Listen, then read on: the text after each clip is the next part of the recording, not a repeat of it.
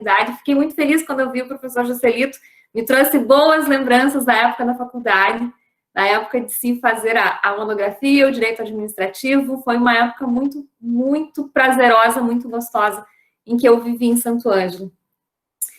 E antes de começar a falar sobre as questões de relações de trabalho, né, que nós vamos conversar um pouquinho hoje, eu queria contar realmente um pouquinho da minha experiência pessoal nessa atividade do universo jurídico.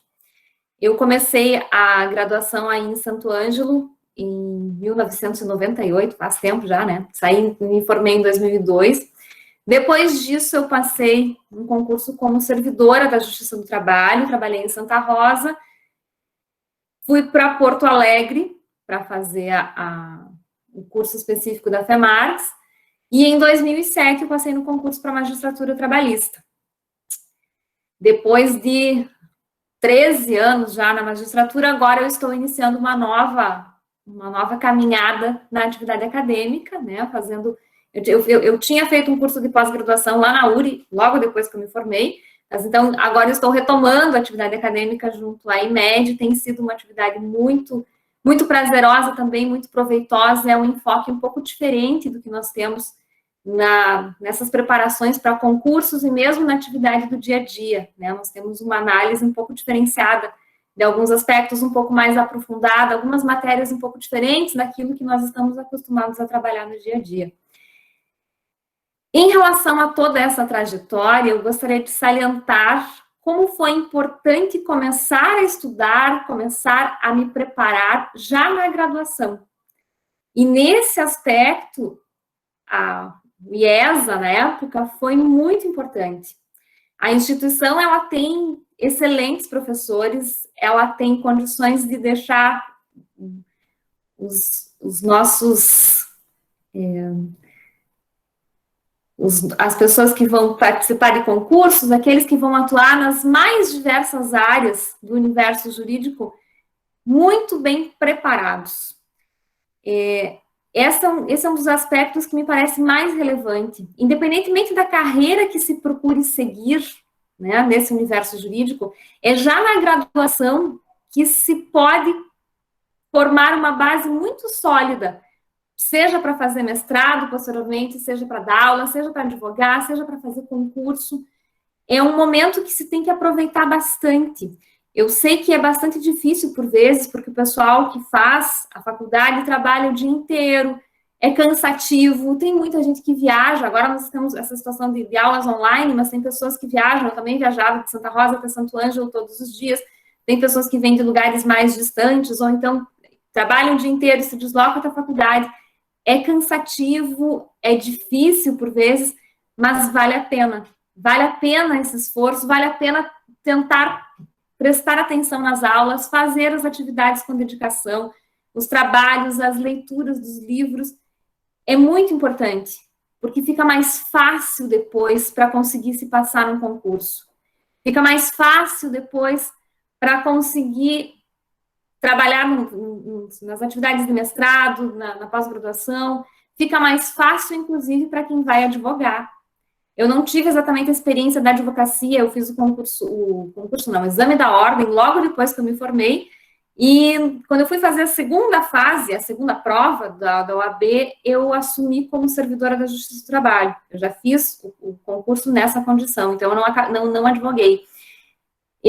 Na época em que eu fazia faculdade em Santo Ângelo, eu estagiava na Procuradoria do Estado, então o que eu tenho de contato com a advocacia é mais ou menos o que os procuradores atuavam.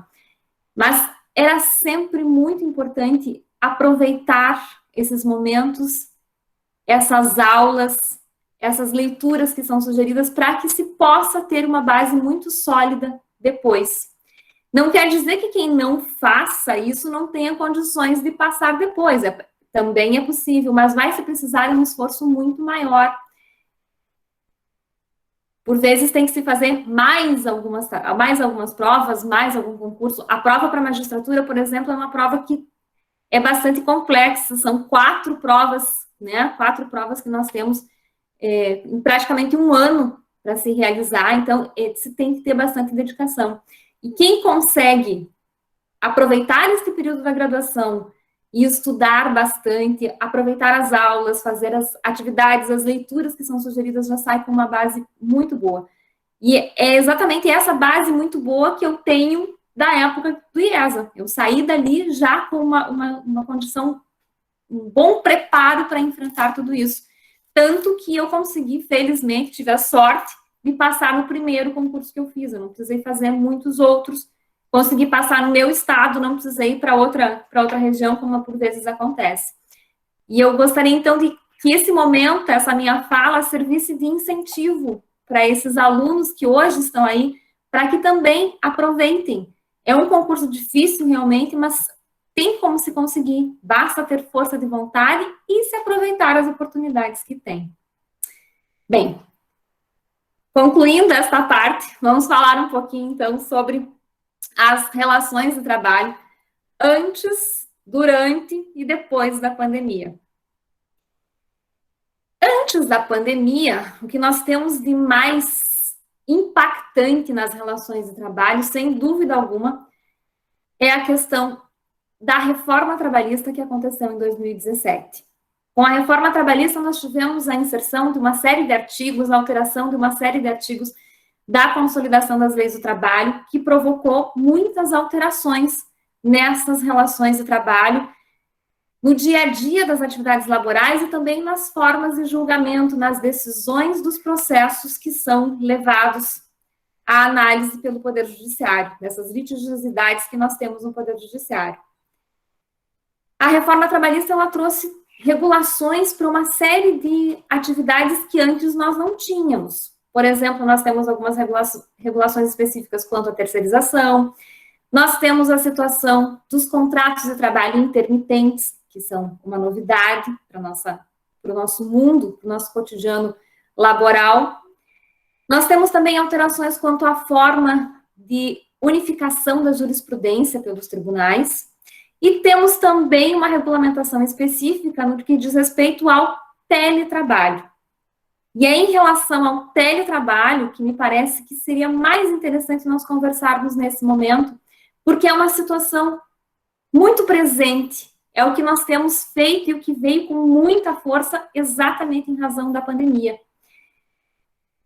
Nós temos uma informação da Sociedade Brasileira de Teletrabalho e de Teleatividades, de que houve um aumento de 22% nas tarefas, no número de tarefas que são realizadas em teletrabalho. Isso já nos anos de 2016 a 2018. Com certeza, esse acréscimo teve também em relação a essa regulamentação que foi feita com a reforma trabalhista.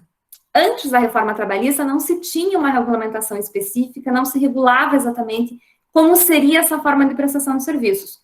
A partir dela, passou a existir essa regulação.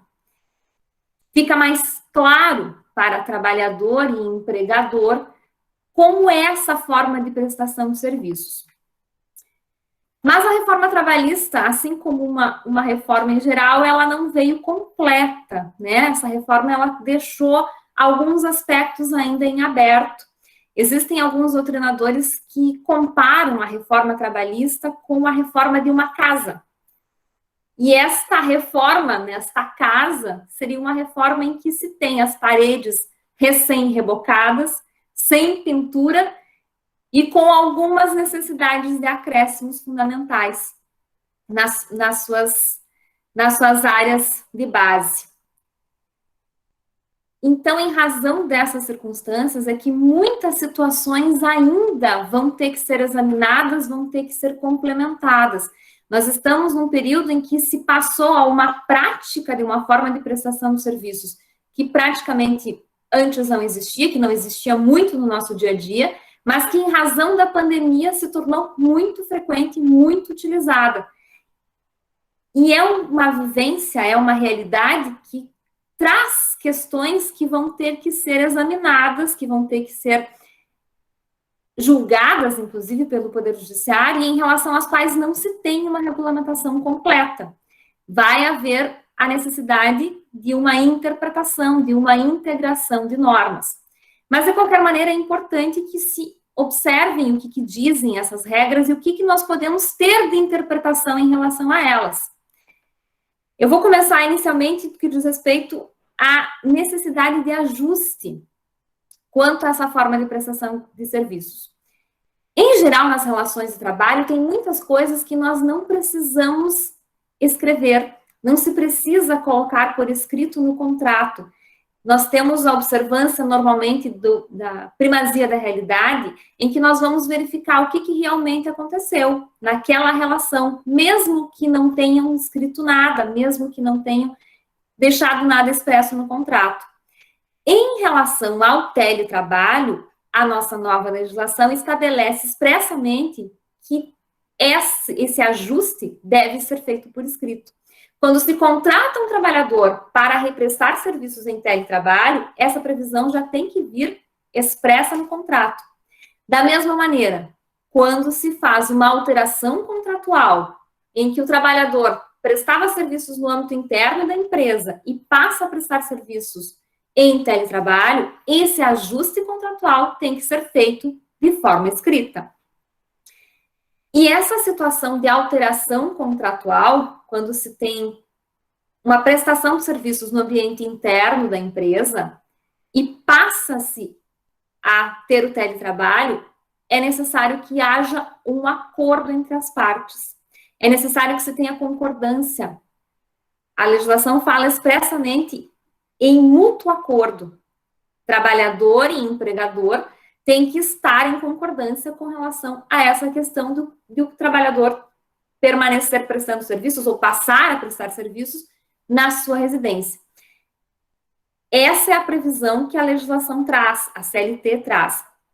Agora, com a pandemia, nós temos algumas alterações que eu vou abordar depois, mas, em princípio, em uma situação normal e não de calamidade, como nós temos agora, é essa circunstância que nós precisamos. Nós precisamos de um ajuste escrito e precisamos que, em situação de alteração contratual, haja um mútuo acordo entre trabalhador e empregador para que ocorra esse teletrabalho. Outra questão que também é muito importante é quanto à infraestrutura. A responsabilidade em estabelecer a infraestrutura de trabalho pelo trabalhador. Muito se falou em relação ao teletrabalho sobre as vantagens que ele trazia, tanto para o empregador quanto para o trabalhador. Para o trabalhador, normalmente se ressalta a circunstância de que ele não tem mais a necessidade de deslocamento. Ele não perde mais tempo indo até o local de prestação de serviços. Principalmente naquelas cidades maiores em que o tempo que se leva para chegar ao local de trabalho é muito grande. Não tem mais necessidade de se fazer uso de transporte coletivo. A pessoa consegue se organizar melhor em relação a essa questão de tempo. Em relação ao empregador, uma das vantagens que por vezes se menciona é a situação de redução de custos. Se diz que se vai ter uma redução de custos quanto ao espaço que é utilizado para realizar essa prestação de serviços, e também se fala numa redução de custos quanto à infraestrutura. Mas aí nós temos uma questão um pouquinho peculiar. A CLT estabelece uma previsão no sentido de que o reembolso das despesas e a questão da infraestrutura para o trabalhador fazer essas atividades em teletrabalho será prevista no contrato. É necessário que se estabeleça uma previsão no contrato com relação a essas questões de infraestrutura, com relação a essas questões de despesas para se manter, para se realizar essa atividade em situação de teletrabalho. Existem algumas interpretações no sentido de que é possível, ou seria possível, se fazer um ajuste de que essas despesas seriam suportadas pelo trabalhador. Mas o entendimento majoritário que nós temos é de que essa previsão contida na CLT não permite que se faça a transferência desse ônus, desse encargo todo para o trabalhador. A ideia que se tem pela previsão que consta na CLT quanto ao reembolso de despesas é de que haverá sempre reembolso de despesas. O que pode se ajustar é a forma como esse reembolso será feito. O que se pode ajustar é o quanto será exatamente esse reembolso, de acordo com as condições que, por vezes, o próprio trabalhador já tenha. Por vezes, o trabalhador já tem uma rede de acesso à internet com um potencial que lhe permite trabalhar sem a necessidade de nenhum acréscimo extra. Por vezes, ele tem uma situação de equipamentos em que não há necessidade de se adquirir alguma coisa nova. Então, nesses casos, vai se tentar verificar o que teve de acréscimo, o que se precisa reembolsar e quanto vai ser esse reembolso e de que forma ele vai acontecer. Mas nós não podemos ter a ideia de que o empregador, nessa situação de teletrabalho, vai se isentar completamente da possibilidade de reembolso, do dever de reembolso, estabelecendo uma cláusula contratual dizendo que não se responsabiliza em relação a isso. É possível que nós tenhamos contratos nesse sentido, mas o entendimento que tem se apresentado como majoritário na doutrina, e eu acredito que também vai ser assim na jurisprudência, é no sentido de que tem que ser feito esse reembolso e as questões vão ser examinadas caso a caso. É claro que não vai se exigir do empregador que ele arque com todas as despesas que o trabalhador tem na sua residência, inclusive em relação àquilo que ele já tinha antes para a sua família. Tudo isso tem que ser examinado de acordo com as circunstâncias do caso. Então, essa ideia que se tinha inicialmente de que a empresa vai se ver livre de uma série de gastos que tinha com a manutenção da infraestrutura é uma ideia um pouco equivocada.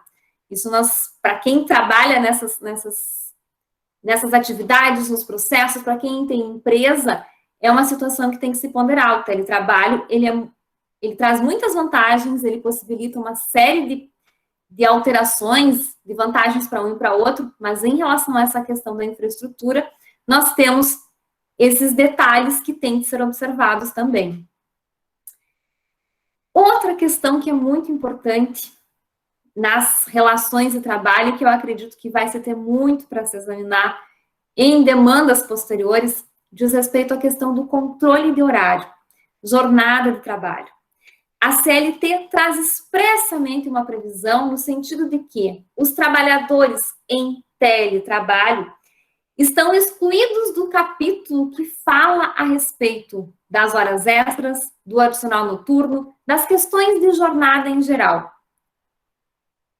Sem nenhuma ressalva, sem nenhuma previsão quanto à possibilidade de existência ou não de controle de horário.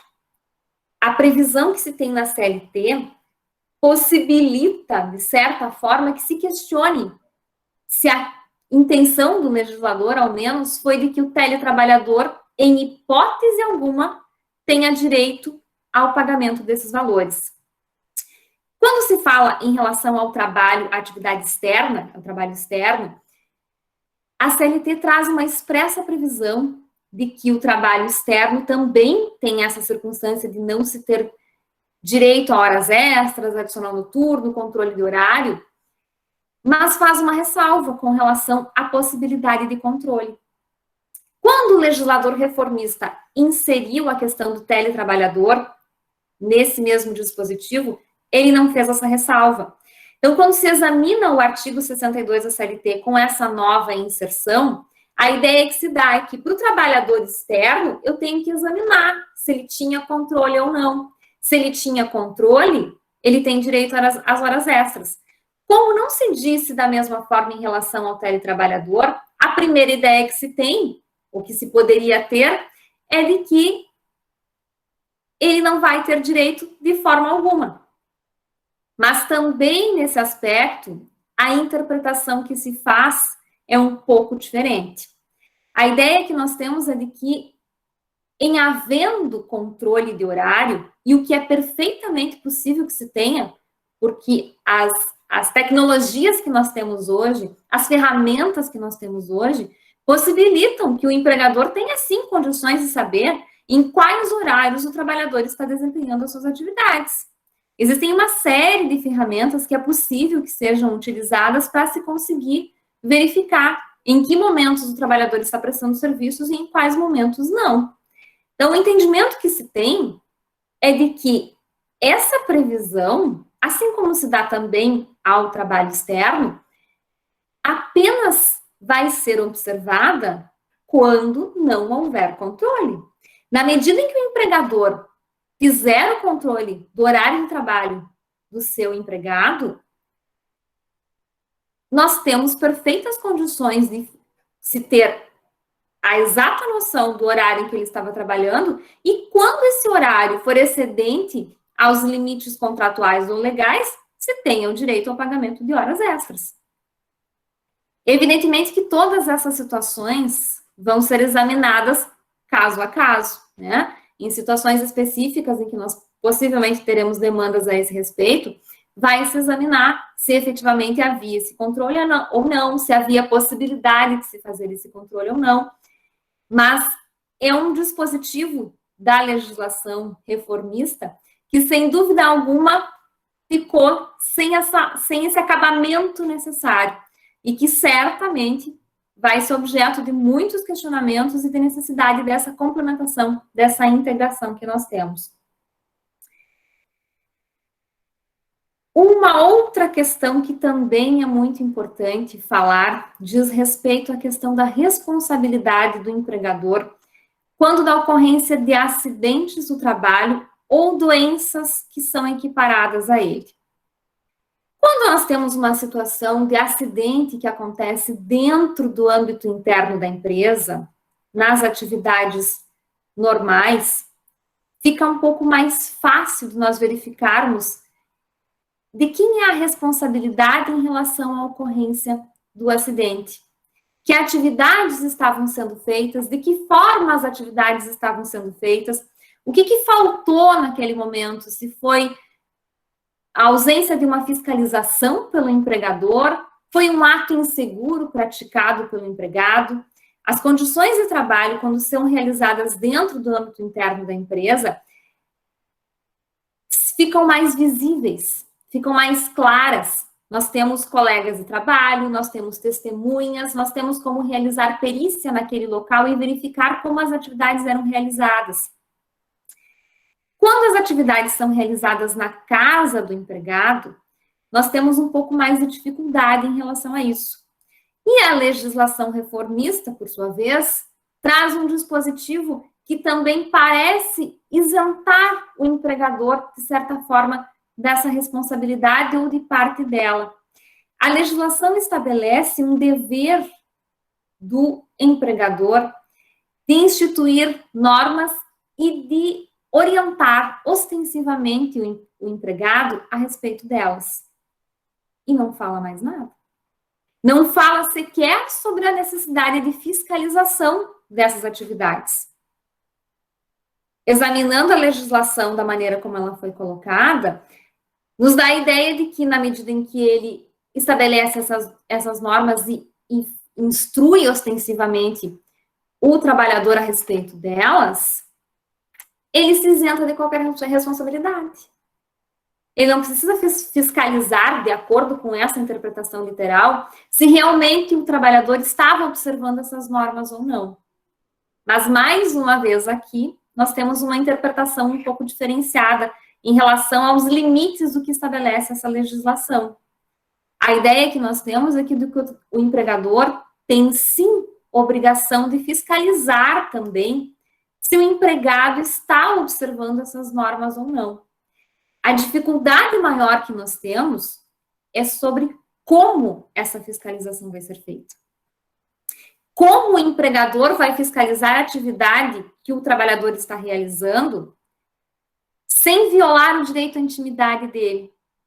Como ele vai fiscalizar o dia a dia, as atividades cotidianas? Existem uma série de questões, uma série de ideias que são trazidas pela doutrina em relação a isso. Uma dessas primeiras ideias diz respeito à possibilidade de se fazer uma fiscalização com visitas ao local de trabalho.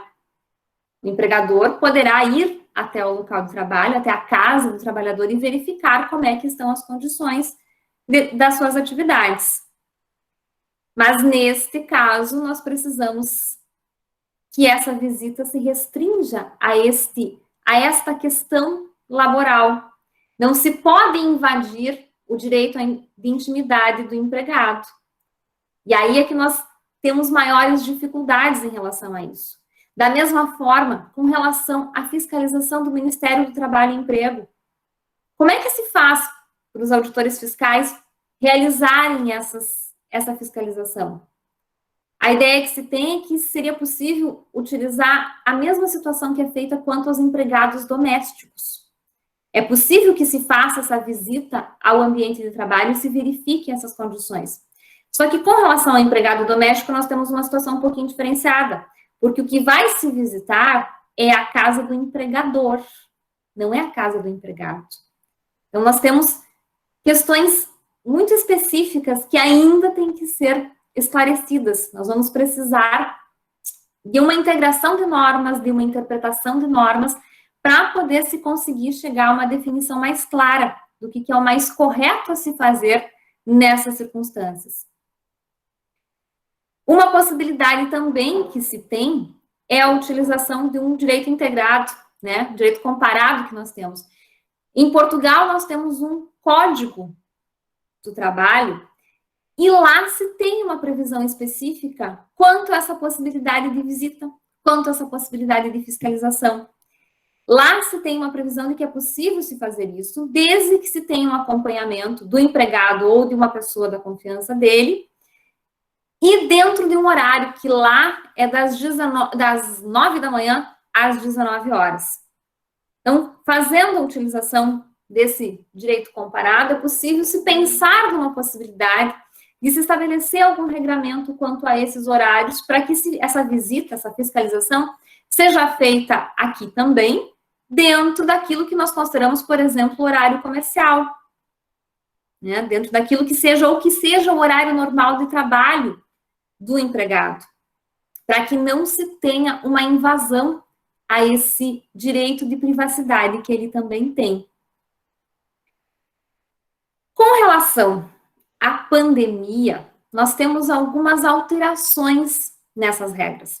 Todas essas situações que eu mencionei até aqui dizem respeito à legislação que foi trazida pela reforma trabalhista, aquilo que nós vivenciamos antes de se ter esse estado de calamidade que nós temos agora. Com o surgimento da pandemia, com esse estado de calamidade, nós tivemos a edição de algumas medidas provisórias. Uma delas, especificamente, trouxe regras em relação ao teletrabalho.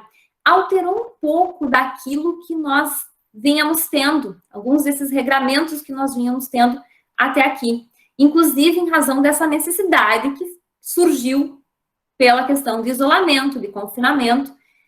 E essas situações dizem respeito principalmente ao acordo mútuo que nós precisávamos antes, e também em relação a prazos e a pessoas que são atingidas pela possibilidade do contrato, dessa forma de prestação de serviços em teletrabalho. Antes nós tínhamos a necessidade de um mútuo acordo para se fazer a alteração do local de trabalho, da área interna da empresa, para o ambiente domiciliar do trabalhador. Com a pandemia, esse requisito do mútuo acordo deixou de existir. Não há mais essa necessidade. Enquanto nós temos essa situação de calamidade, pode o empregador determinar ao empregado que ele passe a realizar as atividades na sua residência, sem que se tenha esse consentimento, esse mútuo acordo.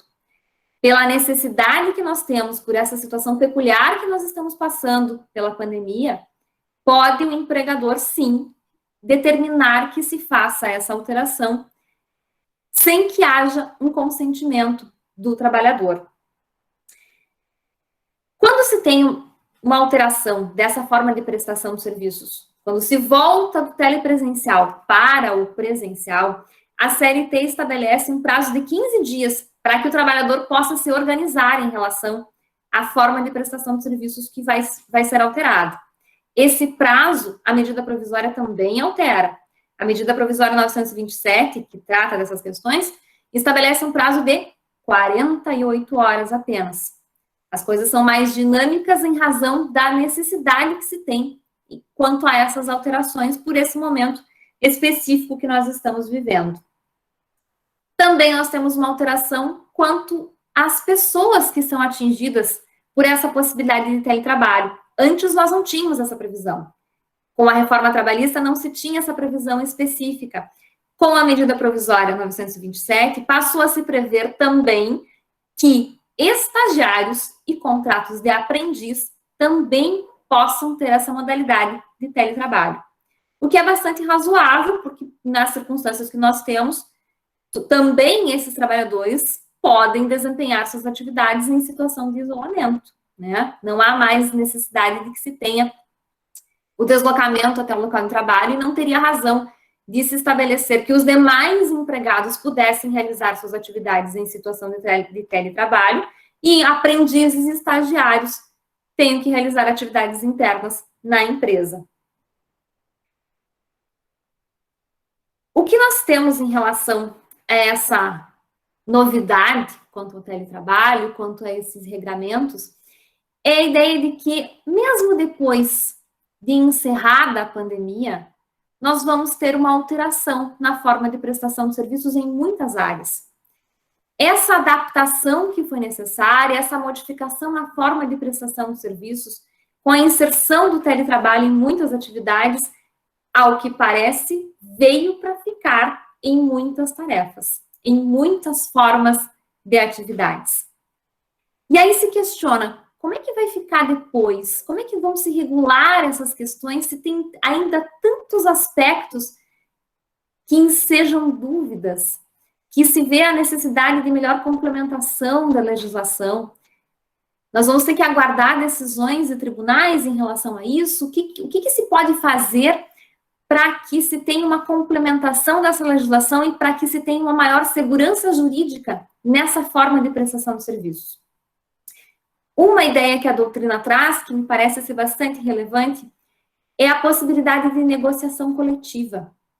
Nesse aspecto, a atuação dos sindicatos parece ser bastante relevante para que se possam, nesse âmbito das negociações coletivas, e que dizem respeito àquelas situações específicas, né, de empresa e o respectivo sindicato, poderem estabelecer regras próprias que atendam aos interesses daqueles mesmos trabalhadores.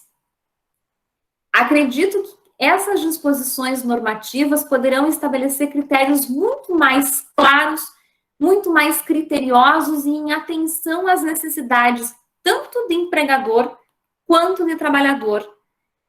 E dessa forma, inclusive, podendo-se evitar que muitas discussões aconteçam. É muito importante que se tenha essa conscientização, essa ideia de que é possível, sim, se trabalhar na criação de novas normas, principalmente nesse âmbito que nós temos do direito do trabalho, em que é possível a criação de normas nessas situações, mediante a atuação de entidades sindicais.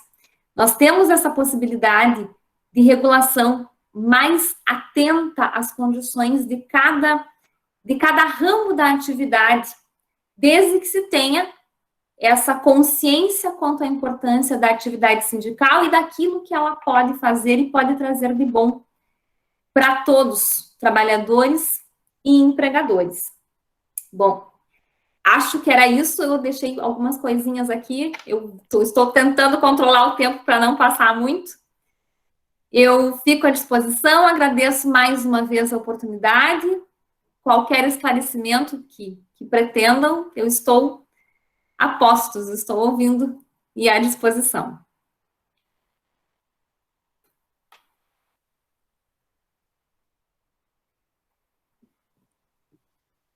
Professor Marcelo, obrigada, Rubiane. Vamos passar, então, para o Marcelo agora. Boa noite a todos. Eu gostaria de comentar os professores da instituição, seus alunos, né? Cumprimentar a palestrante, a doutora Rubiane, né, já cumprimentando também pela excelente apresentação que fez, né, fez um recorte muito importante, porque, embora a gente tenha outras disposições que, inclusive, surgiram durante a pandemia, essa é a principal, essa alteração legislativa que sofreu modificações durante a pandemia e que é extremamente aplicável em virtude de que muitas atividades passaram a ser remotas, né? Então, a escolha foi muito boa nesse ponto e gostei de perceber, assim, o que a senhora já está colocando, pensando no futuro, o que vai acontecer, e me parece com soluções muito adequadas, assim. Quero agradecer imensamente o convite da professora Salete, né, que foi minha colega há tanto tempo, eu acompanho o trabalho dela, a indicação do professor Douglas, que foi meu colega também na Unijuí, uma pessoa que eu tenho um respeito, uma admiração imensa, um bom amigo, né, que também faz muito tempo que não conseguimos nos encontrar. A doutora Rubiane fez duas referências iniciais. A primeira em relação a ser alguém da casa, voltando, isso sempre é muito bom, né? Deve ser um orgulho das pessoas que são professores hoje. O seu próprio orientador está ali, isso me deixou bastante emocionado, né? E também uma referência à questão de aproveitar esse tempo. Eu gostaria de referir essas duas coisas também. Claro, eu não fui aluno da IESA ou da FADISA, mas eu conheço a FADISA desde antes da doutora Rubiane. Eu estive na FADISA em 1992, num congresso de direito processual civil, inclusive compareceu o ministro Nelson Jobim, na época, eu não sei se ele era ministro da Justiça, não sei exatamente se era deputado federal. Eu me lembro que ele brincou com a gente que era uma delegação de Santa Maria, ele era de Santa Maria, etc. Né? Mais do que isso, eu fiz uma coisa que eu acho que a maioria de vocês não fez. Eu fiquei alojado nas dependências da Faculdade de Direito de Santo Ângelo da época, ou seja, eu já dormi nas salas de aula da Faculdade de Direito de Santo Ângelo. Né? Mas, então, é com orgulho que eu retorno aqui a Santo Ângelo. Em 1998, quando a doutora Rubiane entrava na faculdade, eu fui pela segunda vez a Santo Ângelo, agora já como professor, num encontro da Amatra, inclusive, que ocorreu em Santo Ângelo, né, num dos auditórios da cidade. A segunda questão que me chama a atenção também da fala da doutora Rubiane é a questão da valorização desse tempo da graduação. Né?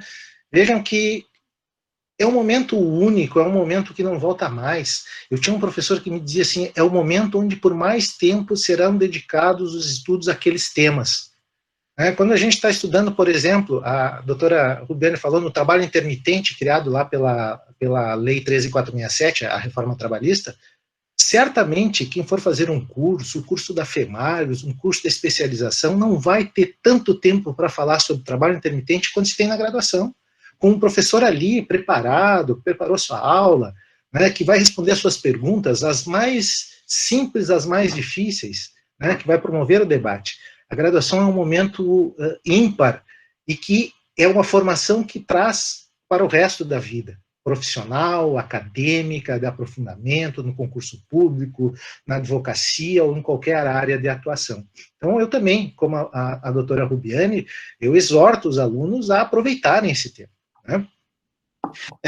Quanto ao nosso tema propriamente dito, eu não vou me concentrar em das temáticas, como fez a doutora Rubiane, e fez muito bem, e acho que escolheu a temática muito adequada, mas eu quero, genericamente, dessa questão do antes, o durante e o depois das relações, antes da pandemia, durante e depois da pandemia, o que se espera nas relações de trabalho. Como a doutora Rubiane, eu também eu faço esse recorte a partir da reforma trabalhista. O grande momento de modificações da legislação trabalhista é o ano de 2017. Eu começaria antes, né? Em março de 2017, nós começamos algumas mudanças. A primeira mudança foi uma regulação das gorjetas pela Lei 13.419. A segunda foi a primeira vez que se regulamentou no país, depois de tantos anos, a terceirização. Né? E chega o mês de julho de 2017 e se aprova a Lei 13.467, a Lei da Reforma Trabalhista. Então, nós temos um caminho, em 2017, um caminho muito, muito pedregoso, um caminho muito duro. A doutora Rubiane usou uma expressão, a reforma não veio completa. Um eufemismo, né, uma educação, um cuidado ao falar. Eu diria, eu sou um pouco mais duro nisso, né? Foi uma reforma assodada, feita muito rápida. né, com pouco debate. Foi uma reforma incompleta, como bem falou a doutora Rubiani, e ela atacou determinados pontos-chave, com uma tentativa de reduzir custos para o empregador, reduzir condenações para os empregadores. Essencialmente isso. Olha, são muito poucas as normas que resolvem problemas antigos. Vou dar um exemplo. Nós discutimos desde 2008, 12 anos, qual é a base de cálculo do adicional de insalubridade. O legislador teve uma possibilidade única de fazer isso, estava fazendo uma reforma e não resolveu esse problema. É um problema que nós temos uma base de cálculo que é considerada inconstitucional, mas ela continua sendo aplicada. Né? Esta reforma prometeu segurança jurídica e geração de empregos. Não entregou nenhuma coisa, nem outra. Né? A questão da geração de empregos, olha, é muito difícil avaliar, especialmente porque de 2017 a 2020 era muito pouco tempo, né? E agora a pandemia transforma completamente o cenário. Né? Seria até injusto com a reforma trabalhista simplesmente dizer que não gerou nenhum emprego ou coisa parecida. Né? Não há dados evidentes, dados significativos para dizer que a modificação na legislação trabalhista resolveu ou criou novos empregos. Não há. Mas diminuíram as ações trabalhistas, né, doutora Rubiani? Sim, diminuíram porque, no começo, né, os empregados tinham muito medo de ter que pagar custas, de ter que pagar honorários sucumbenciais. Né? Tanto é verdade que quando no Tribunal Regional do Trabalho, por exemplo, meio que ajusta a sua jurisprudência, entendendo que se foi deferida a justiça gratuita, né, não há que se pagar, ou há possibilidade de suspender a execução desses honorários, e mesmo de custas, né, porque afinal o sujeito é titular da gratuidade da justiça, né, todos os outros ramos do direito não tem que pagar quando o sujeito é titular, é só na justiça do trabalho que isso acontece, né, a partir da reforma. Mas quando o tribunal resolve dizer que essa norma tem certos áreas de inconstitucionalidade, as ações voltam a crescer. Né? Então, não significa que a reforma reduziu conflitos trabalhistas. Ao contrário. E mais, criou determinadas regras que vão gerar mais conflitos e vão gerar inseguranças. Tanto é verdade que existem mais de 50 ações diretas de inconstitucionalidade contra aspectos da reforma, das quais foram julgadas apenas 2 ou 3, especialmente a questão da contribuição sindical obrigatória, né? Que, inclusive, esse é um outro aspecto da reforma, né? Muita coisa, foi dado muito valor à negociação coletiva, inclusive no sentido de possibilitar com que os trabalhadores, muitos direitos fossem reduzidos por negociação coletiva, a famosa prevalência do negociado sobre o legislado, né? E, na verdade, retirou muito dos poderes do sindicato, né? Seja a partir da inexigibilidade da contribuição sindical obrigatória, ou seja, se dificultou muito a cobrança da contribuição sindical obrigatória. Podemos discutir isso em termos de liberdade sindical, se isso é ilegal ou não, né? Mas o certo é que parte da renda dos sindicatos se diluiu, né? Muitos fecharam, inclusive, por causa disso. Ao mesmo tempo, os sindicatos foram guindados a um espaço de negociação maior, né, mas, de certa forma, mais fragilizados. Né. O próprio teletrabalho, né, quando a legislação, a doutora Rubiani apontou muito bem que ela é incompleta, ela deixa muitas dúvidas. Né. Nós temos grandes problemas. Eu vivo duas realidades muito interessantes e, ao mesmo tempo, muito díspares. Eu sou servidor da Justiça do Trabalho e sigo o trabalho remoto, não exatamente um teletrabalho, porque é um trabalho que eu estou à disposição exatamente nos horários que eu trabalhava antes. Então, isso é muito mais do que um teletrabalho. Se fosse só um teletrabalho, eu poderia, por exemplo, concentrar minhas atividades, eu trabalharia com produtividade, simplesmente, mas não, eu trabalho um pouco, além da produtividade, com certos horários que eu tenho que estar disponível com a minha chefia, né? E, ao mesmo tempo, eu trabalho numa instituição privada de ensino, né?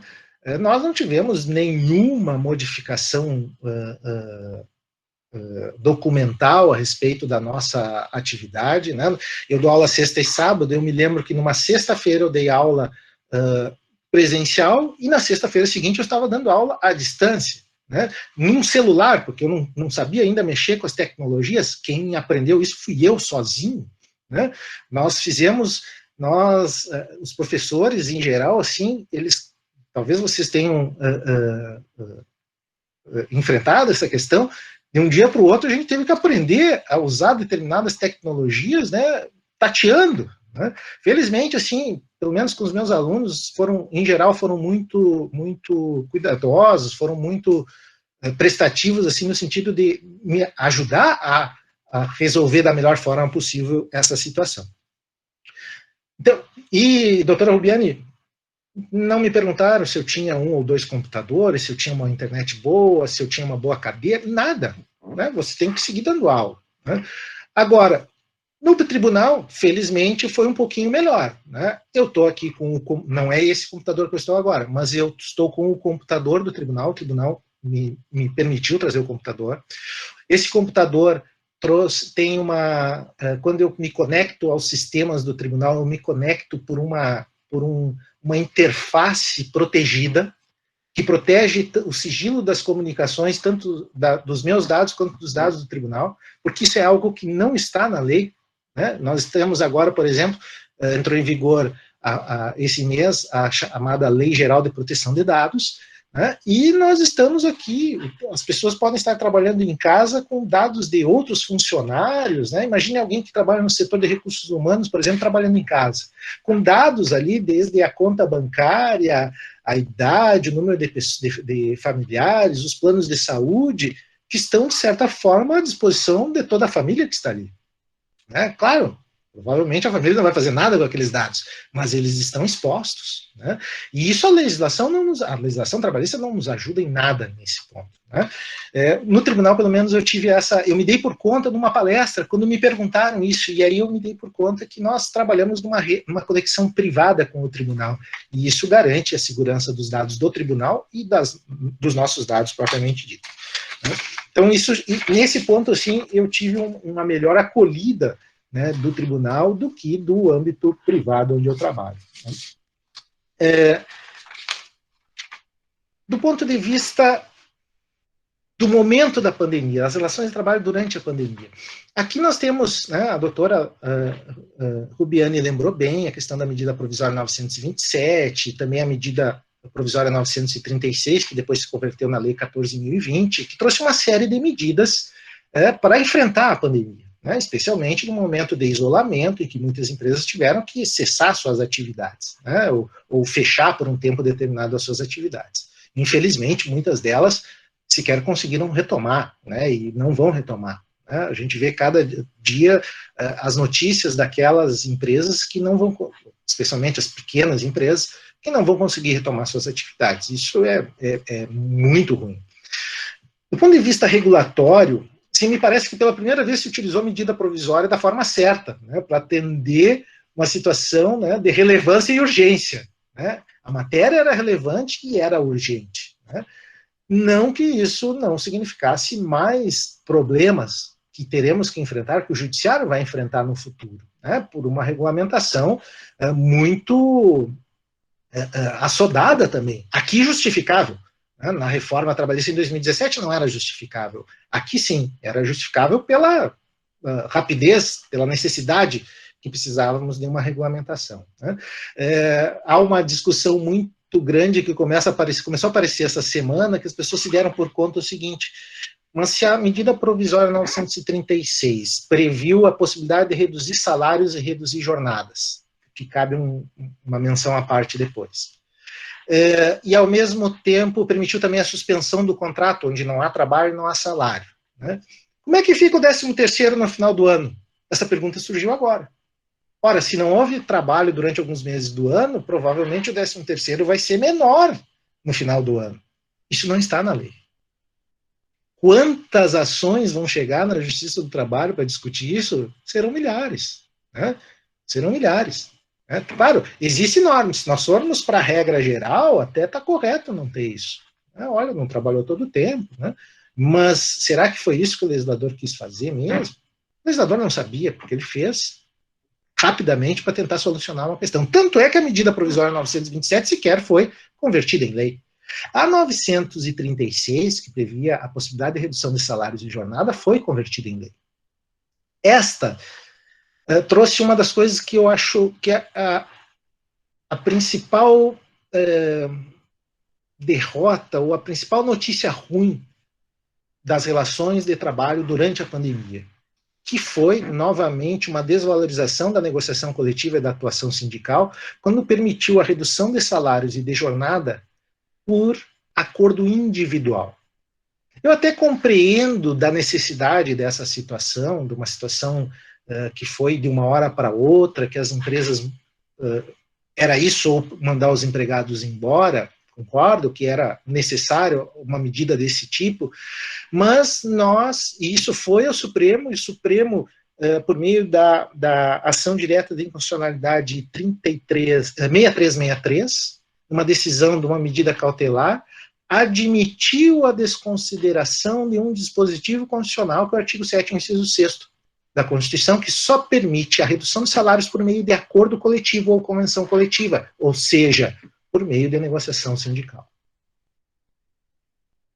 Se esta regra pode ser relevada, outras regras também podem. Né? Os professores de constitucional daqui a pouco vão dizer assim, professor, o senhor está louco, o senhor não é constitucionalista mesmo. Sim, mas nós estamos deixando de lado uma regra que está dentro dos direitos e garantias fundamentais. Então nós podemos tirar outros ali do artigo 5º, por exemplo. Né? Só porque aqui são os empregados que são os prejudicados. Essa é uma decisão do Supremo que eu tenho muito medo dela para o futuro das relações de trabalho. Será que quando nós tivermos crise, quando nós tivermos pandemias, provavelmente essa não seja a última, né? Será que nós vamos sempre poder deixar a Constituição de lado? Eu fico muito preocupado com isso.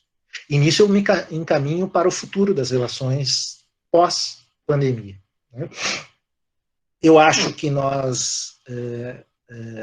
vai se justificar muito mais politicamente, faticamente, modificações nas legislações trabalhistas. Creio que vai se dar uma certa valorização ou possibilidade de maior negociação individual das relações, das regras trabalhistas. A reforma trabalhista já fez isso quando criou o conceito do trabalhador hipersuficiente lá no artigo 444, parágrafo único da CLT, que estabelece que aquele empregado que ganha o dobro do teto dos benefícios do regime geral da Previdência, hoje em torno de R$ 12.500 por aí, e que tenha diploma de curso superior, esse sujeito pode negociar individualmente os seus direitos, inclusive abaixo da lei, porque se permite, segundo o artigo 611-A da CLT, esse artigo prevê o que pode ser negociado por acordo ou convenção coletiva, inclusive reduzindo direitos trabalhistas. Né? E o que o 444, parágrafo único, está dizendo? Que o trabalhador individualmente pode negociar esses mesmos direitos. Alguns, inclusive, que a Constituição diz que tem que ser por acordo ou convenção coletiva. Né? E que o dispositivo pode ser considerado inconstitucional também nesse ponto. Né? Então, nós já tínhamos um primeiro abano para a negociação individual, né? E a professora e juíza, desembargadora Volia Bonfim-Cassar, numa palestra, ela disse o seguinte, que eu assisti, ela disse o seguinte, ela perguntou, porque ela conversou, ela participou de algumas audiências públicas no momento da reforma trabalhista, das poucas que tiveram, e ela pergunta ao relator, mas por que usou esse patamar de valores? Por que esse cara é o hipersuficiente? Não é um cara que ganha 2 salários mínimos, ou é um cara que ganha 50 mil reais? Por que o 444, parágrafo único, tem esse limite aí? E ela disse, e o relator disse para ela, pouco mais de 3% dos trabalhadores ganham mais do que 12 mil reais. À época, 11 mil e pouco. Então, essa porcentagem é tão pequena que eles não vão fazer manifestação nas ruas, não vão gritar e ninguém vai falar nada contra isso. Né? Então, veja, a técnica para fazer isso é a discussão política, ou quem vai brigar mais ou vai brigar menos, né? Talvez a gente precise maiores manifestações, como está no convite dessa palestra, que está em cima de uma obra. Eu fui olhar tem a fotinho da doutora Rubiane, e a minha foto, e embaixo dela tem uma obra de um autor, de um pintor argentino chamado Antônio Berni. Aquela obra se chama Manifestación, e ele chamava também de La Huelga, a greve, que foi pintada no ano de 1934, está no Museu de Arte Latino-Americana de Buenos Aires. Talvez a gente precise, de novo, de mais pressão para a manutenção, não é nem para a aquisição de direitos, é para a manutenção de direitos e de uma proteção mínima. Porque esse futuro é um futuro um pouco nebuloso. A gente vê o ministro da Economia, por exemplo, onde hoje está inserida a estrutura do Ministério do Trabalho, né? Isso mostra um pouco, quanto a Constituição, por exemplo, retirou os direitos trabalhistas da ordem econômica e social e trouxe para os direitos e garantias fundamentais. Esse ministério, esse atual governo faz o quê? Ele coloca o Ministério do Trabalho dentro da economia. Isso mostra um pouco qual é o posicionamento. É um posicionamento, né? É um Congresso um pouco mais liberal com um Poder Executivo mais liberal. Isso não é um problema em si, né? Posso não concordar, mas, bom, é a maioria atual, né? Então, provavelmente isso tem um reflexo das relações de trabalho. O que não pode acontecer é fazer uma legislação mal feita, que a título de prometer, por exemplo, gerar empregos e segurança jurídica, não fez nenhum nem outro, né? E creio que nós vamos um pouco por esse caminho, né? Quando esse governo chegou a fazer uma regulamentação e aí criou todo um contrato de trabalho novo, chamado Contrato Verde e Amarelo, fez por medida provisória, também de forma inadequada, não era para ser um caso de relevância e urgência, né? Chegou a ponto de que quando ia esgotar sua vigência, o governo revoga, porque ele não seria aprovado, essa medida provisória no Congresso. Isso gerou uma série de problemas em vários dispositivos. Por exemplo, até hoje ninguém sabe se aquela lei das gorjetas, lá do início de 2017, se ela está em vigor ou não. Porque várias medidas provisórias alteraram, não alteraram, cada um diz uma coisa. Isso está faltando uma qualificação. A doutora Rubiane falava no Código de Portugal. Portugal conseguiu fazer um código ainda nos anos 2000, 2009, houve algumas mudanças em 2012, né, conseguiu fazer um código. Nós fizemos Código Civil novo, fizemos Código de Processo Civil e nós temos uma CLT de 1943, e que ela ensina, não regula a totalidade das relações de trabalho, né? Nós temos muito mais legislação posterior e mais recente, né? Era, inclusive, falso dizer que a legislação trabalhista era regulada por uma legislação de 1953. As bases da CLT estão lá, mas o resto todo é muito mais moderno, especialmente a partir da Constituição de 88. Eu tenho medo, então, nesse futuro, de que nós individualizemos demais as relações de trabalho. Porque uma coisa são pessoas que ganham mais de 12 mil, e nem essas estão conseguindo negociar suas condições de trabalho. Outra coisa é a maior massa dos trabalhadores brasileiros que ganham R$1.200, R$1.500 por mês, né? Esses, é claro que não vão negociar, eles vão aderir aos contratos que forem propostos a eles. Quando forem propostos, eles vão ficar felizes porque foram propostos, né? Nessa pandemia, nós descobrimos uma massa de desempregados ou de pessoas que não têm nenhuma vínculo formal. Descobrimos, não, isso já existe há tempo, e a própria reforma foi uma que ajudou isso a acontecer. Quando, por exemplo, vai lá falar do trabalho autônomo, por que uma legislação trabalhista que fala de relação de emprego formal, vai falar de trabalhador autônomo? Por quê? Porque ela quer permitir que mais trabalhadores não sejam empregados, né? Tudo bem, existem trabalhadores que são eventuais, que são autônomos, que não são empregados, mas existem muitos disfarçados para descumprir a legislação. Então, assim, é um futuro em que o Supremo Tribunal Federal não nos dá boas perspectivas, que o legislador não nos dá boas perspectivas, que a economia não nos dá boas perspectivas, mas eu vejo que nós já passamos por momentos desse tipo, né? Eu fiz hoje uma pesquisa, tem uma pesquisa muito interessante no site do tribunal sobre as pandemias anteriores, e eu vi especialmente as questões da peste negra e da gripe espanhola. A peste negra tem uma conclusão interessante, lá no século XIV, morreu tanta gente, né? Na Europa se fala em metade da população, que isso fez com que a redução da mão de obra aumentasse os salários e se desse mais oportunidades de trabalho para as mulheres. Teve uma repercussão, né? A mortandade teve uma repercussão do ponto de vista trabalhista, econômico, até positiva, né? Já na gripe espanhola, que atingiu inclusive o Brasil, né, especialmente lá nos anos 1918, 1920, foram 50 a 100 milhões de óbitos, muito mais do que a gente está vendo hoje, que estamos chegando a 1 milhão de óbitos da Covid-19. Né? Em São Paulo e Rio de Janeiro se falava em 2/3 da população infectada, mas aqui os trabalhadores sofreram muito, porque deixaram de receber salários, inclusive pelo período que tinham trabalhado, né? Não tinha regras de afastamento do trabalho, de saúde, que hoje a gente tem, né? Houve um aumento generalizado dos preços, né? Não teve nenhum efeito positivo, né? Inclusive na geração de empregos, ao contrário, né? E nós nos aproximamos muito mais dessa situação, né, do que de uma situação de ter algum reflexo positivo.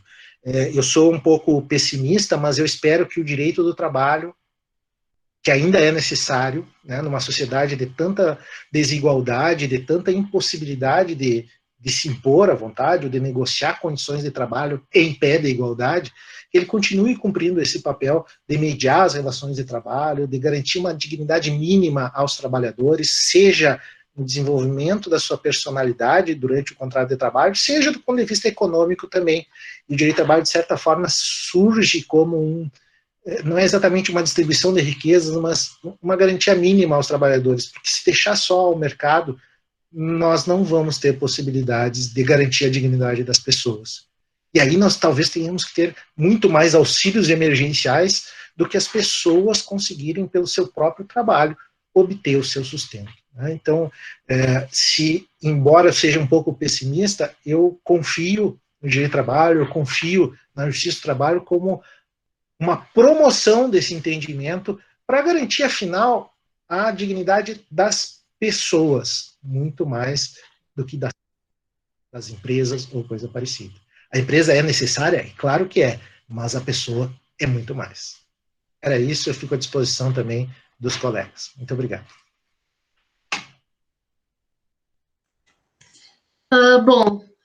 Isso então, né, pessoal? Quero agradecer, cumprimentar agora diretamente, né, os dois palestrantes, a doutora Rubiane e o professor Marcelo. Eu devo dizer que eu quero agradecer também aos demais colegas. Eu tô meio embasbacada com as falas, assim, porque eu tô cheia de alegria de ter ouvido esse tipo de coisa que a gente sempre fala nas nossas aulas, né? Acho que o Rômulo vai concordar comigo, que dá uma certa segurança, assim, perceber pessoas que têm esse contato tão frequente com a matéria, né, nos seus campos de atuação, endossando aquilo que a gente fala em sala de aula, né? Então, eu realmente estou, assim, muito grata por ter ouvido tudo que vocês falaram, e quero agradecer a todos os colegas, a todos os alunos e alunas que estão aqui presentes, os demais ouvintes que talvez não sejam da instituição, né? Eu fiz alguns apontamentos, assim, enquanto a doutora Rubiane e o professor Marcelo falavam, e eu devo dizer, professor Marcelo, que a obra do Berni foi uma escolha proposital, viu?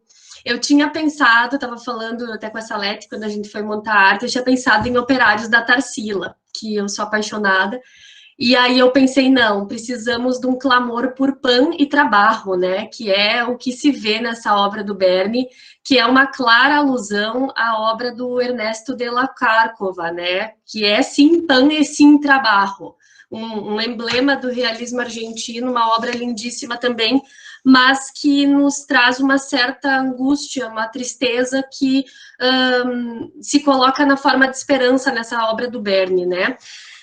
E eu vejo, assim, que eu acho que, provavelmente do teor da fala da doutora Rubiane e do professor Marcelo, acho que vocês concordam comigo que nós estamos vivendo um momento de crise, né, do direito do trabalho, como o ministro Godinho Delgado costuma dizer, né, uma crise e transição do direito do trabalho, ali do final do século XIX, primeiras décadas do século XXI, né, século XX, século XXI, melhor dizendo. E parece-me que o Brasil todo, ele, em suas várias vertentes, ele caminha desse modo, né? Basta pensar que nós fizemos uma falha justiça de transição, que não consolidou um regime democrático fortemente estabelecido, e isso se coloca no nosso direito do trabalho, né, que passou daquelas manifestações bem esparsas para uma pronta institucionalização que juntou um monte de leis numa consolidação, e é como a doutora Rubiane disse, né, eu pareço chata nas aulas, assim, porque eu fico criticando a reforma, mas não tem como ser diferente, né, do ponto de vista do direito do trabalhador. Então, eu acho que nós temos grandes desafios pela frente, e quero finalizar assim, a minha colocação, já vou abrir para os debates, parabenizando vocês mais uma vez, e dizendo que é preciso lembrar que nós não vivemos num país de empregados hipersuficientes, né? Nós temos metade de brasileiros vivendo com R$400, mais ou menos, tá? Isso de acordo com dados ali do final do ano passado. Então, é pão e trabalho mesmo, não é proposital, é no sentido de um golpe retórico que nós colocamos e escolhemos essa imagem, porque as pessoas querem o pão, né, não são às vezes as demandas que nós temos, né, e nós também estamos em muitos casos enquadrados nesse trabalhador normal, que não é o hipersuficiente, né, então temos que tomar cuidado com isso. Eu faço votos de que os sindicatos, em vista da pandemia, e eu não sei o que vocês pensam sobre isso também, de repente a gente pode fazer uma tomada de perguntas e juntar no final para responder, né? Eu penso que os sindicatos estão vindo um pouquinho mais fortalecidos agora, talvez na pandemia. Espero que a luta coletiva seja ressignificada, seja ressimbolizada e fortalecida, né? Mas, enfim, da minha parte seria isso, eu só tenho agradecimentos a fazer mesmo, e quero então passar a palavra para colegas eventuais interessados em fazer perguntas, podem questionar ali no chat. Permita-me, Pamela, rapidinho, só para não atrapalhar. Então, parabéns pela escolha do tema. O professor Marcelo, não conhecia pessoalmente. Também sou servidor público, professor Marcelo, também, 2 jornadas. E naquela palestra o doutor Jobim estava. Ele falou sobre avulsão e aluvião, em 1900 e alguma coisa, né? É um prazer.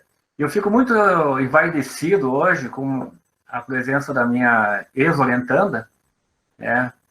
Eu prometo que não vou chorar. E a Rubiane. E a tua fala, as falas foram muito boas. Mas eu vou tocar só num aspecto, eu não sou do direito do trabalho, eu não entendo muito da área, mas certamente os debates virão depois, mas as 2 mensagens que foram dadas pelo professor Marcelo e professor Rubiane para os demais alunos que estão presenciando. Aproveitem o momento da faculdade, suguem os professores, tirem o máximo, né? Eu fiquei, quando ouvi quem iria falar, disse, eu estou envaidecido. Eu tenho uma pequena participação nessa fala de hoje, né? Então, Rubiane, foi um prazer te ver, eu fico muito honrado de escutar, e assim, eu fico muito, não vou chorar, prometo. Então, fiquem bem, olha, parabéns, gostei muito. E foi bom ver vocês. Obrigado.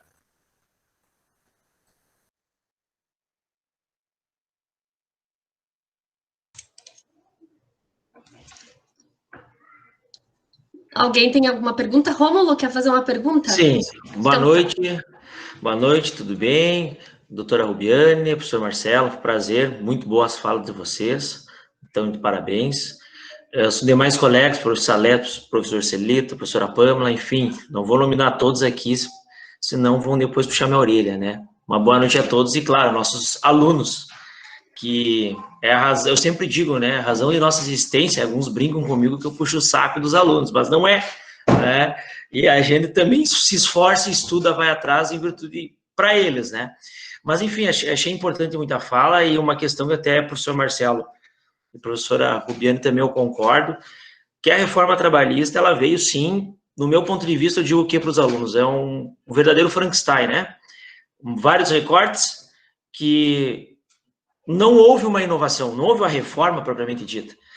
E a gente, de fato, como bem dito pelo senhor, professor Marcelo, nós temos que verificar essa proteção ao empregador, né? As empresas, os conglomerados, enfim, e não ao trabalhador. Porque, vejam bem, essa questão do hipersuficiente, eu sempre digo para os alunos, meu Deus, quem é que na iniciativa privada chega a esse valor? E aqueles que chegam, são muito poucos, são cargos aí de grandes diretorias que até nem fazem acordos, né, visando aqui a CLT, né, não vão para esse lado. Tem outras modalidades lá de contratos. Bom, mas enfim, mas o que eu quero, a pergunta, a colaboração que eu queria fazer é o seguinte, não sei se vocês presenciaram que essa reforma, ela deu um maior poder de coercibilidade ao empregador. Por quê? O momento que o convencionado se sobrepõe sobre o legislado, isso traz um prejuízo muito grande e vai contra o que a própria CLT lá no início ela surgiu, né? Era para ser proteção do hipossuficiente do trabalhador. Então, tudo aquilo que a gente vem falando até nas aulas e vinha falando até então, nós temos aí o princípio da primazia da realidade, do hipossuficiente aqui sempre em dúbio para o operário. Hoje nós não temos tudo isso, né? Nós não temos.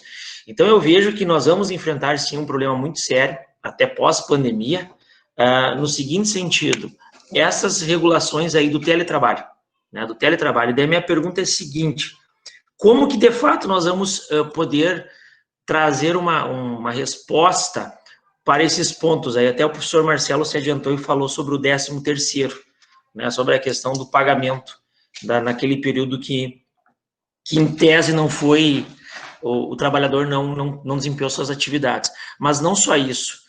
E como é que fica os outros benefícios, ou melhor dizendo, aquelas reflexos que ele tinha como, por exemplo, alguma comissão, por mais que ele efetuou uma venda através do teletrabalho. Enfim, como é que vamos resolver tudo isso, né? Como o controle, também a doutora Rubiane deixou bem claro, a forma de controle. Então, é muito difícil, eu acho que vai ser um problema que nós vamos enfrentar a partir do ano que vem, meu ponto de vista, né?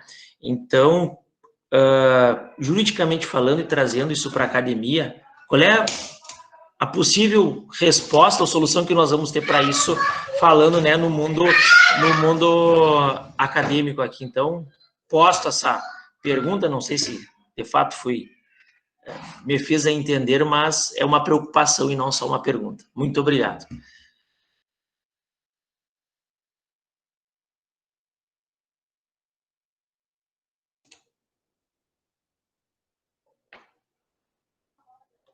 Não? Isso. Liguei o microfone. Realmente é uma preocupação que todos nós temos e, infelizmente, não se tem uma resposta precisa que se possa dar nesse momento. Nós não temos uma resposta matemática para isso. São situações que nós vamos ter que enfrentar no dia a dia, que certamente vão desembocar no Poder Judiciário para que se possa examinar. Nesse contexto, nessa circunstância, nós não temos como esperar muito que os empregadores vão utilizar uma ação bondosa e caridosa de efetuar pagamentos em favor dos seus empregados, sem que a legislação estabeleça expressamente aquela obrigação. E esse contexto todo que nós temos, essa forma como a legislação está estabelecida, permitem algumas interpretações divergentes, então nós não temos como saber exatamente como vai se resolver isso. Isso nós vamos examinar nos casos concretos que vão ser apresentados e vamos ter certamente muitos problemas, muitos litígios. E bem essa circunstância que o professor Marcelo mencionou, a reforma trabalhista não trouxe uma situação de diminuição de litigiosidade, de forma alguma. Ela pode ter diminuído, sim, o número de reclamatórias trabalhistas que nós tivemos ajuizadas por um determinado período, por essas limitações quanto à previsão de pagamento de honorários advocatícios, honorários periciais, mesmo para quem é beneficiário da justiça gratuita, enfim, mas isso não diminuiu de forma alguma a litigiosidade, os problemas que nós temos no âmbito das relações de trabalho. E esse contexto todo que nós temos de pandemia, de novos problemas e novas relações, vão fazer com que esses litígios se tornem ainda maiores, com que o número deles se torne ainda mais expressivo. Nós vamos ter que enfrentar isso, e eu não tenho exatamente, infelizmente, gostaria muito de ter uma resposta, né, que estivesse a contento, né, para esse momento, mas infelizmente nós não temos como saber, nós não temos sequer como saber como é que a jurisprudência vai se comportar, nós temos decisões do STF que por vezes nos surpreendem, para dizer o mínimo. Então é um momento bastante complexo, bastante difícil que nós estamos passando e prevemos para o futuro. Não, obrigado, professor. Não, exato. É uma insegurança jurídica, né, no meu ponto de vista, em virtude até dessas decisões dos tribunais superiores, muitas vezes não seguindo, né, os princípios, enfim, os entendimentos até então. Mas obrigado, professor.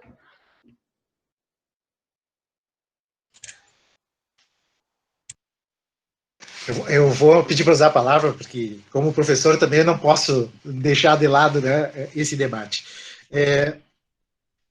O pior disso tudo, professor Rômulo, é a forma como a própria reforma foi pensada. Primeiro, ela limita o TST, por exemplo, a adotar súmulas. Cria uma sistemática única, que só existe na Justiça do Trabalho, para adoção de súmulas.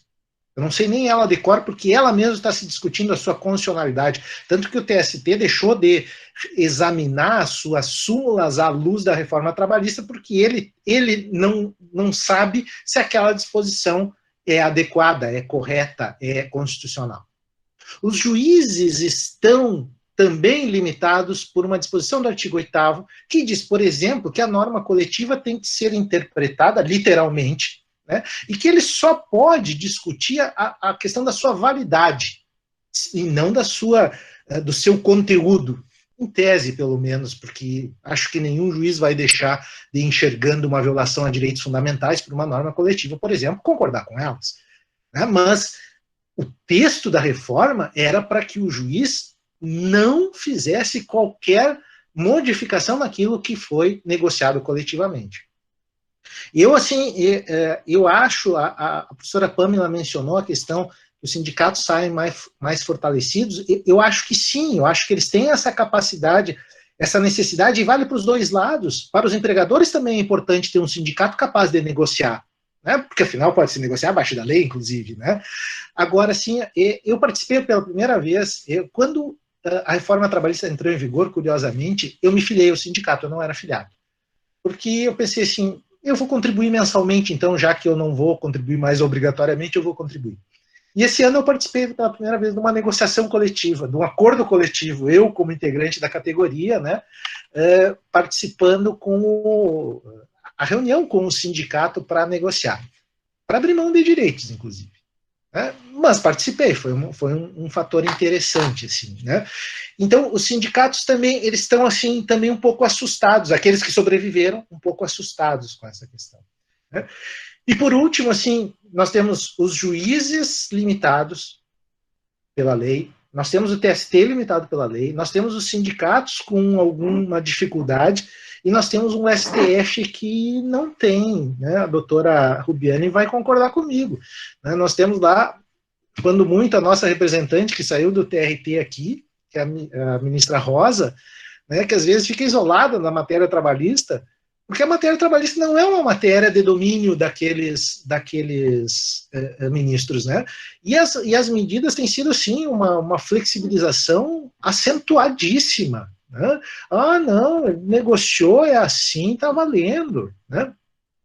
Essa questão, vocês mencionaram, o professor Rômulo mencionou, né, o indúbio pro operário, a primazia da realidade, né? Hoje eu dou aula, eu chamo sempre o Américo Plá Rodrigues, com a sua brilhante obra, Princípios de Direito do Trabalho, mas eu tenho que começar a dizer assim, aqui tem a aplicação da norma mais favorável, exceto o artigo 611-A, exceto o 444, parágrafo único, exceto, eu comecei a ter que fazer exceção aos princípios, porque a nossa legislação, quando eu chegava e dizia assim, os princípios, eles têm que informar o legislador, né? O legislador, quando for criar a norma nova, tem que pensar no princípio da proteção. E aí os alunos não acreditam muito em mim, né? Porque, mas professor, essa reforma trabalhista não tem, ninguém leu o princípio da proteção. Ao contrário, na justificativa da reforma trabalhista tem alguns autores liberais citados exatamente para dizer que, olha, o negócio é o mercado que tem que regular essas situações. Então, o que vai acontecer, na minha opinião, assim? Nós vamos ter muitas decisões divergentes, isso vai causar maior insegurança jurídica, teremos dificuldades de uniformizar as decisões. Essas uniformizações serão muito mais regionais do que pelo TST, porque ele não pode adotar súmulas, né? Olha, eu tenho, assim, uma dificuldade. Acho que os próprios empregadores serão prejudicados com isso, né? Porque eles não vão ter muita certeza de como proceder, né? Então, isso é ruim para os empregadores também. Eles têm que saber exatamente, se eu fizer isso, qual a consequência, porque isso é uma escolha, eu vou descumprir, bom, posso ter que pagar isso. Se eu cumprir, estarei seguro. Isso é importante para os empregadores também. É o que eles querem saber, por exemplo, vou fechar ou vamos abrir o comércio? Eu preciso saber, porque se vai fechar, eu mantenho o meu trabalhador com o contrato suspenso. Se vai abrir, eu chamo ele para trabalhar, ele vai gerar os lucros necessários à manutenção da empresa. Então, talvez a questão da segurança jurídica seja um dos piores problemas que estamos enfrentando agora. Obrigado, professor. Obrigado. Bom, vamos passar então agora para as nossas, talvez, 2 últimas perguntas, né? Começando pelo Thales. Fica à vontade, Thales, a palavra é sua. Boa noite, doutora, boa noite, Marcelo. Gostaria de agradecer essa palestra. Era o que nós estávamos precisando, né? Ainda essa semana, durante uma aula no núcleo de prazo ali, fizemos algum comentário sobre o que era possível atacar mediante a ação popular, isso e aquilo, ação civil pública, e daí entrou no debate com o professor, não, nosso problema, aquilo que precisa ser reformado na nossa sociedade não está ao alcance por essas ações. Na verdade, o que a gente passa é por uma crise de representatividade, e a reforma trabalhista é isso. Nós estávamos precisando de alguém que nem o Marcelo que viesse aqui e mostrasse, mas, desculpa a expressão, que porcaria é essa? Nós estávamos precisando ouvir isso. Eu, pelo menos, estava. Não sei os outros 112, 111 que estão presentes ali agora. Tá? Eu estava precisando ouvir, porque me parecia muito absurdo, e eu comentava com um, e as pessoas muito comedidas, não, é porque a economia está fraca, porque a economia está isso. Só que essa reforma trabalhista não veio atender os anseios do micro e pequeno empresário, ou até do empresário de pequeno porte, que era para isso que deveria ser destinado uma reforma trabalhista. Se era para suprimir algum direito, relativizar algum direito do empregado, deveria ser para este tipo de empregador, e muito pelo contrário, essa reforma trabalhista veio para favorecer justamente os empregadores mais fortes. Pouco ajudou, tem 1 ou 2 dispositivos ali que trata da microempresa e da empresa de pequeno porte. Então eu queria agradecer, era isso que eu queria agradecer por essa palestra, por essa fala, porque até que enfim alguém vinha e nos falar uma coisa com críticas, né? Nós até tivemos, ano passado, no IES, ali, não lembro agora se foi um simpósio, enfim, que trataram um dia da reforma trabalhista, outro dia da reforma previdenciária, mas foi muito comedido. Nada se compara ao que foi dito aqui agora. Então, eu queria agradecer e parabenizar a doutora, e quando eu parabenizo a doutora, eu quero parabenizar também o professor Joselito por ter tido influência, né? E também neste momento quero me solidarizar com os professores do IESA, que eu sei que estão, não só do IESA, acredito que outras instituições também estão passando por uma situação delicada com esse momento da pandemia, tá? Mas por fim, parabenizar e agradecer. Muito obrigado.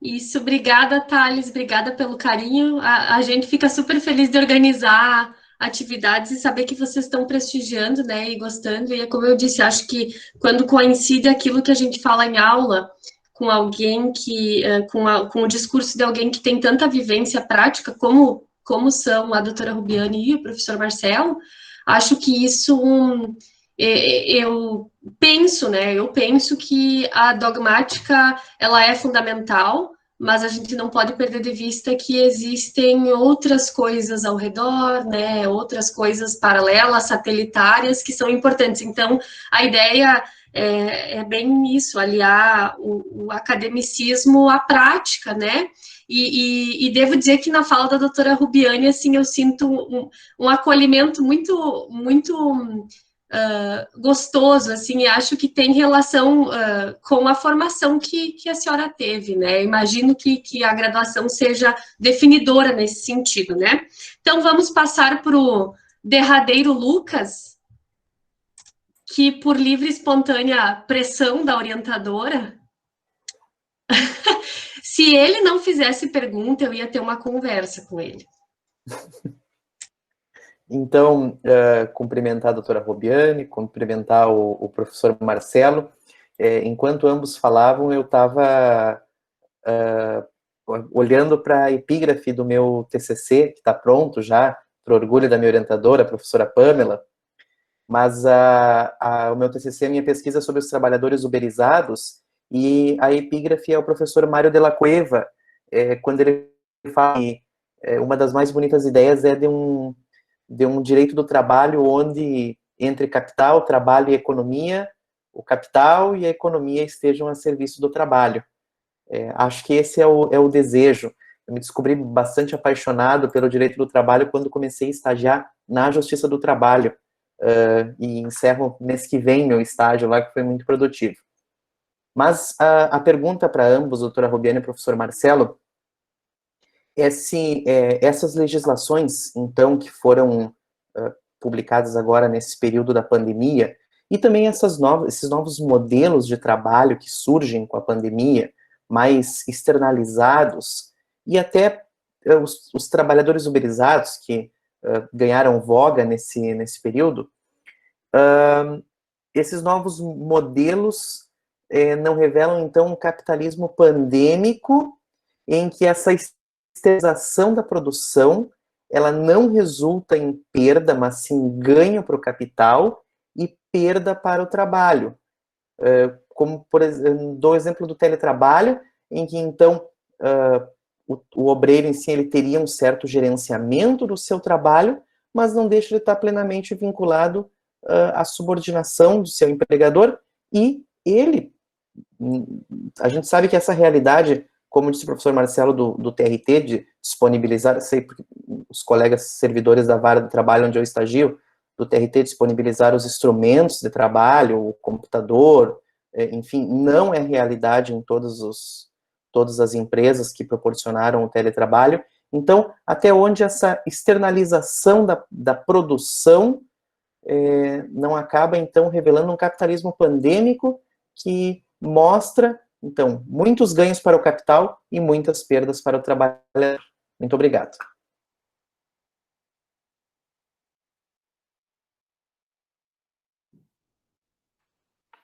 Vou me manifestar. A minha internet está dando algumas falhas, eu não sei se eu consegui compreender a totalidade do questionamento dele, mas eu acredito que sim. Essa situação de nós termos um capitalismo pandêmico e a reforma ter sido feita em atenção, o intuito dele examinando os artigos da reforma, se tem uma ideia muito clara de que se teve um objetivo específico, né?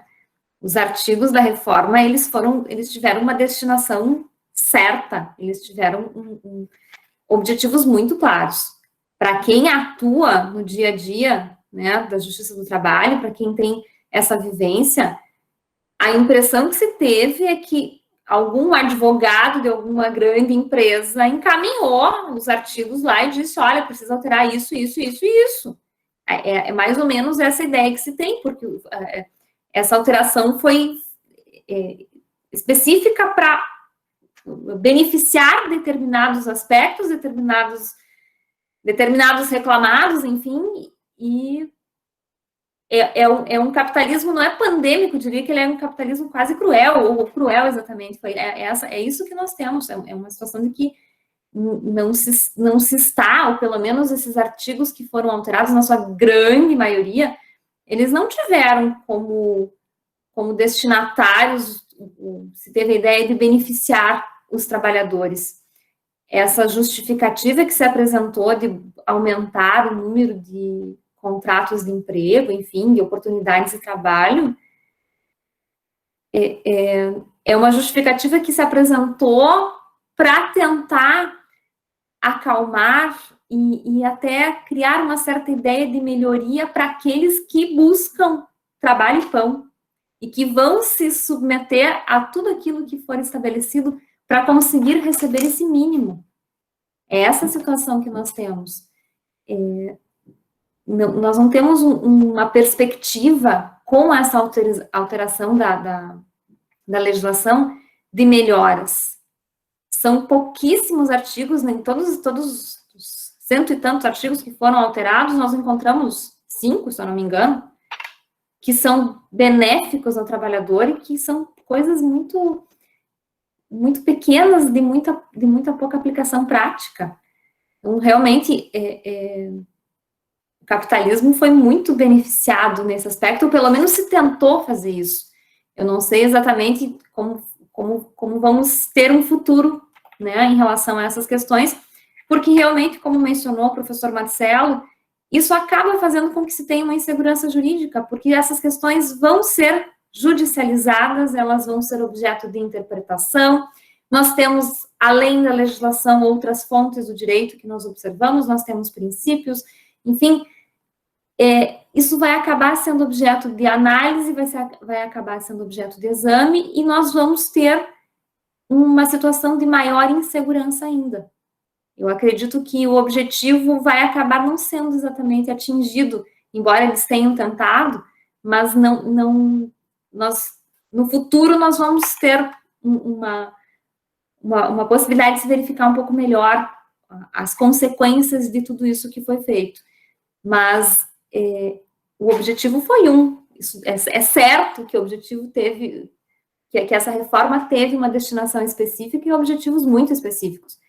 Agora, eu acredito que talvez o futuro vai demonstrar que esses objetivos não vão ser atingidos assim com a facilidade que eles esperavam, né? Então, em razão dessa situação, dessas possibilidades de interpretação, desses princípios que sempre foram observados nas relações de trabalho, que agora, ainda que tenha exceção aqui, exceção ali, mas são os princípios que norteiam essas relações, e eles vão ser observados, e nós não temos como simplesmente fechar os olhos para eles e não, eles não existem nesses casos aqui. Então, e isso realmente vai trazer mais insegurança também para os empregadores. Inclusive, tem algumas questões da reforma trabalhista que se imagina que talvez nem passem a ser adotadas na prática, enfim, com tanto entusiasmo pelos empregadores, porque eles têm esse receio. Se tem essa dúvida, se tem esse receio do que pode acontecer, que não dá para arriscar tanto assim, porque a legislação agora estabelece de tal maneira, porque é possível que se tenha interpretações diferentes depois. Então, infelizmente, o que se criou basicamente aqui foi uma situação de maior insegurança do que já havia. É isso. Essa é a minha principal crítica, assim, na verdade, e agradecendo, antes de tudo, a fala do Thales, eu fiquei muito feliz, muito emocionado aí pela referência, e também a pergunta do Lucas, que desde o começo eu pensei que o Lucas era um professor, e quando ele falou, ele parecia continuar sendo ser um professor, mas o que mais me preocupa, de fato, é essa insegurança, esse mal feito, construir tecnicamente mal a legislação. Vejam, mesmo a doutora Rubiane toca bem no ponto, mesmo aqueles que talvez fossem, se procurassem beneficiar dos empregadores, mesmo eles têm medo desse benefício, porque não está bem feito, né? Então, acho que a gente deixou, assim, escapar uma oportunidade muito grande de resolver determinados problemas, né, de regular com cuidado, de uma forma mais sistemática, né? Assim, o que os meus colegas professores, professor Romulo, professora Pâmela, como é que vocês ensinam terceirização e trabalho temporário? Vocês falam que a lei de 74, então já tinha terceirização em 74 regulamentada? Não, foi uma lei nova que botou lá. Então está separado um capítulo para cada um? Não. Um artigo trata de uma coisa, outro artigo trata de outra. Um artigo trata de uma coisa, outro artigo trata de outra. Isso é uma brincadeira com quem fala, com quem estuda, com quem produz direito do trabalho. Isso não é sério. Não pode ser sério, né? Mas, doutora Rubiani, vão ficar insatisfeitos os empregados, vão ficar insatisfeitos os empregadores com as ações trabalhistas, né? Porque não tem um rumo para isso, né? Talvez seja esse o objetivo desse capitalismo que o Lucas está falando aí, desse capitalismo que cria uma máquina de subordinação, como é o Uber, por exemplo, que diz, não, aqui ninguém é empregado, né? Uber é uma das maiores empresas do mundo, mas ela não é um empregador, ela funciona sem empregados. Ela é tão inteligente que quem compra o material é o próprio trabalhador, seja lá o nome que a gente vai dar para ele, né, Lucas? Então, assim, e fecho a minha fala pensando que, sim, nós podemos ter trabalhos por meio de plataformas, formas diferentes, né? Eu acho que vai chegar o momento que vai haver uma regulamentação disso, ainda que não seja como empregado, mas vai haver. Em outros países isso já está ocorrendo, né? Porque esses problemas vão aparecer, né? Então alguma coisa vai acontecer. Eu penso que sim, não sei se vai ser da melhor forma, né? Pela tradição talvez não, mas acho que é necessário uma regulamentação, né? Porque assim, uma coisa é tu ter um trabalho livre mesmo, talvez assim com oportunidades criadas por meio de plataformas, outra coisa é mascarar a relação de emprego. Nós temos lá trabalhadores subordinados, sujeito a cumprimento de horários, né? Sujeito ao poder diretivo do empregador, ao poder disciplinar do empregador, dizer assim, não, esse cara não é empregado, para quê? Para não pagar 13º para ele, para não dar condições de saúde e segurança no trabalho? Só um pouquinho, né? Então, se é para nós simularmos essa situação, então acaba logo com a legislação trabalhista. Esse é um problema, eu acho que é um pouco duro, assim, que a gente vai ter que enfrentar. Eu encerro assim, agradecendo imensamente o carinho com que fui recebido, observei também em relação à doutora Rubiani, nós tivemos aí 140, 100 pessoas, são 9 horas, 9h30, temos 100 pessoas, podendo ver várias carinhas aqui, né? A gente tem dado muita aula para fotos, né? Isso é uma coisa meio estranha, aqui pelo menos a gente vê que a pessoa ela não concorda, ou ela concorda, ou ri, isso é muito bom, isso é muito bom. E eu sei que a gente não pode obrigar os nossos alunos a fazer isso. Mas lembrem-se, nossos alunos, vale para os de Santo Ângelo, vale para os de Santa Maria, os professores vão ficar muito mais felizes e entusiasmados se vocês estiverem ali nos cobrando, nos exigindo, né, fazendo com que realmente nós passemos até por algumas saias justas, porque daqui a gente aprende, daqui a gente consegue crescer juntos.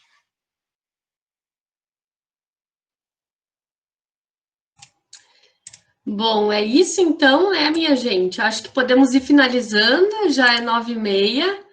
Eu quero mais uma vez agradecer, assim, de coração, o professor Assalete e o professor Douglas também, que sugeriram, né, os nomes, e agradeço, assim, imensamente as falas do professor Marcelo e da doutora Rubiani. Assim, tô muito satisfeita, muito feliz. E acho que a gente pode, assim, sintetizar um pouquinho do que nós falamos hoje, basicamente dizendo, os alunos, eles devem achar que eu sou xarope com isso, porque eu falo sempre no falecido Ministério do Trabalho, né? Mas eu acho que esse capitalismo estrutural e pandêmico é isso, né, pessoal? Ele se solidifica nessa alocação do Ministério do Trabalho como uma secretaria do Ministério da Economia. Como conciliar esses interesses econômicos do mercado com os do trabalhador? E é aquilo que eu sempre falo para vocês, eu fico muito feliz também porque a doutora Rubiani coloca o posicionamento dela e o professor Marcelo como servidor, de modo que demonstram aquilo que a gente diz, olha, a maioria da magistratura do trabalho no Brasil pensa assim, né? Então, eu vejo que a gente talvez tenha tempos difíceis, né? Estamos vivendo tempos difíceis, mas espero que a luta coletiva se fortaleça e nós possamos, talvez, reverter um pouco a situação, embora eu não seja tão otimista não nesse momento, mas enfim, estamos aí, né, seguindo, tentando quebrar algumas velhas ideias, né, e introduzir as noções, assim, da reforma e de tudo que isso significa com muita clareza para os nossos alunos e alunas. Então, acho que podemos finalizar. Eu quero agradecer imensamente, tá? E, enfim, desejo a todos uma boa sexta, um bom final de semana, tá certo? Tchau, pessoal, então. Obrigada a todos e a todas. Tenham uma boa noite.